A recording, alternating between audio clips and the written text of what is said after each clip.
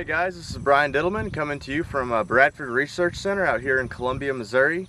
And as I'm sure many of you have seen, the Mizzou Weed Science team has been working hard at posting videos once or twice a week about topics that we would typically be discussing at our field day. And if you happen to catch my video from a couple weeks ago, I discussed some corn weed management as well as some newer corn herbicides that we're evaluating out here at the Research Center. So this video is going to be laid out in a very similar format, except now we're going to be discussing some soybean weed management as well as some newer soybean herbicides that we are evaluating. So for example, we'll talk about different soybean systems, Xtend, Enlist, LibertyLink GT27 soybeans, and then we'll talk about a newer soybean that will be coming out very soon, XtendFlex. And then we will also be talking about some of the different pre-emergent herbicide programs in soybeans, and then lastly we will be discussing some of the newer herbicides that we are evaluating in soybean systems. So with that, let's take a look at some of these plots. Let's start out by looking at some different pre-programs in soybeans. The following trials were placed on blocks with a wide spectrum of weeds, which included giant foxtail, water hemp, common and giant ragweed, and common sunflower.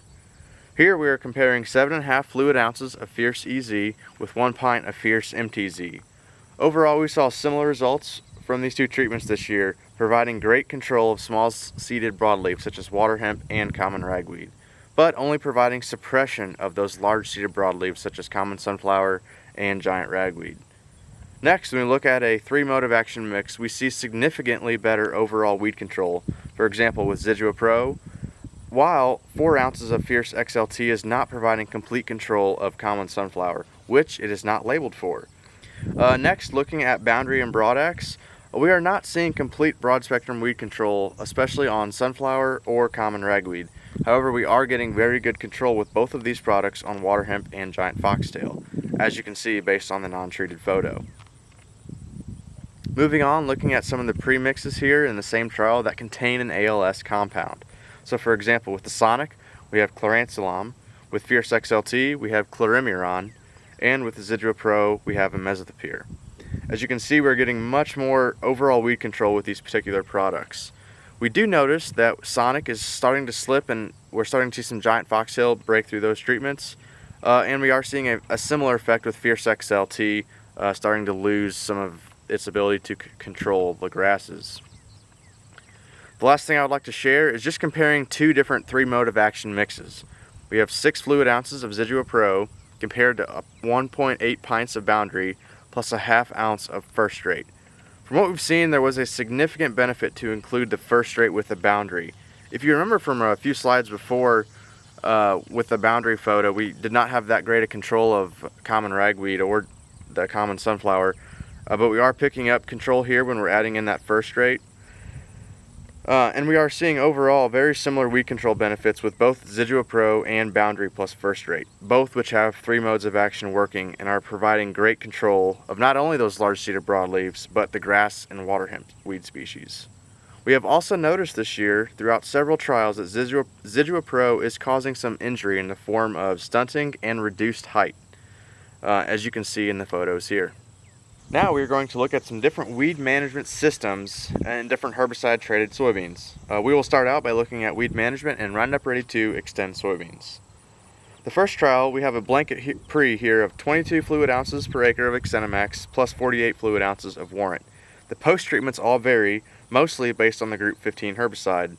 Here in this set, we have the non-treated on the left, and in the middle we have XtendMax plus Roundup plus 48 fluid ounces of Warrant.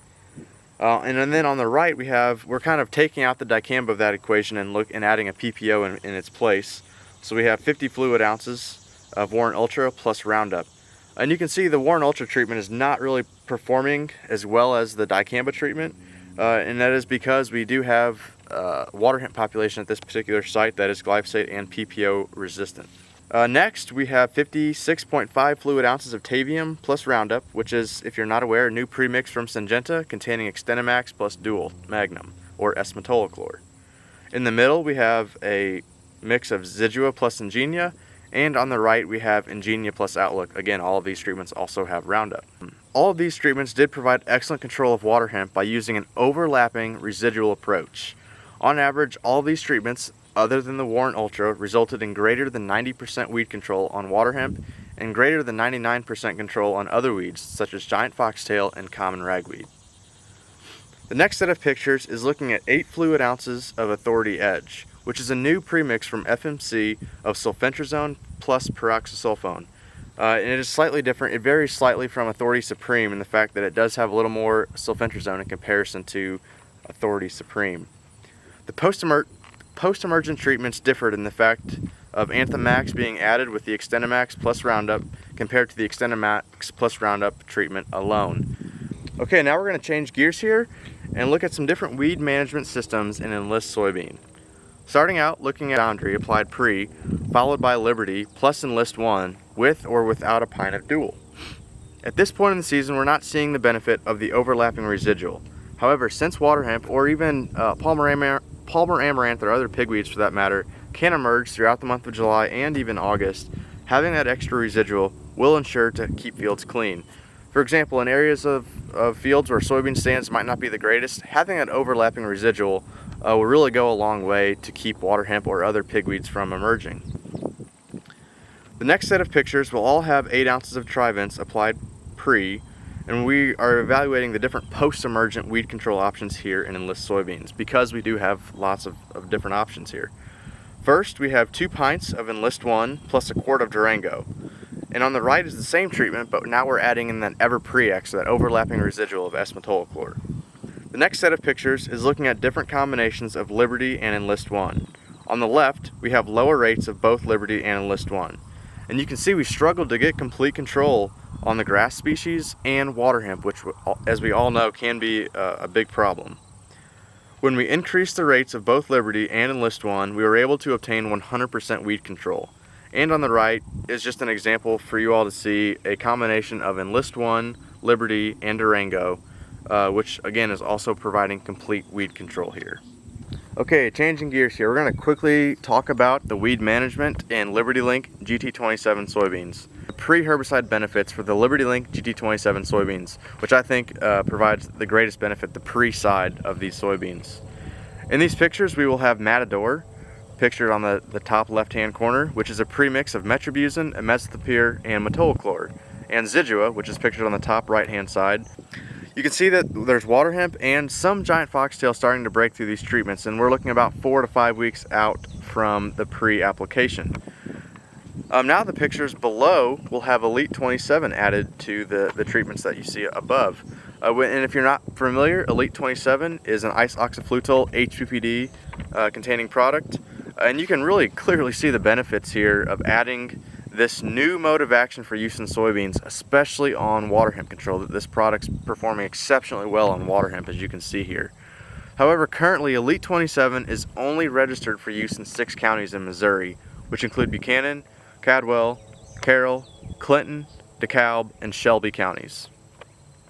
The next slide is going to give you an idea on the complete system in LibertyLink GT27 soybeans. We'll kind of zoom out here, if you will. In the middle, we have Zidua followed by Liberty plus Roundup, and you can see we're starting to see some water hemp and grass species starting to break through. But on the right, we have Zidua plus Elite 27, followed by that same base treatment of Liberty plus Roundup. And we see we have nearly 99% weed control with this particular treatment that contains Elite 27. Okay, and lastly here, we're going to briefly go over the XtendFlex system, which, if you're not familiar, does provide tolerance to glufosinate, glyphosate, and dicamba. And currently these soybeans are not commercially available, but they are anticipated to be available for the 2021 growing season. And then this particular trial was placed in a no-till or burn-down type application, where we had heavy mare's tail at the time of burn-down, followed by summer annual weeds including grasses, water hemp, and morning glory species. So on the left-hand side, we have a burn-down or pre-emergent treatment of Roundup plus Ingenia Prime.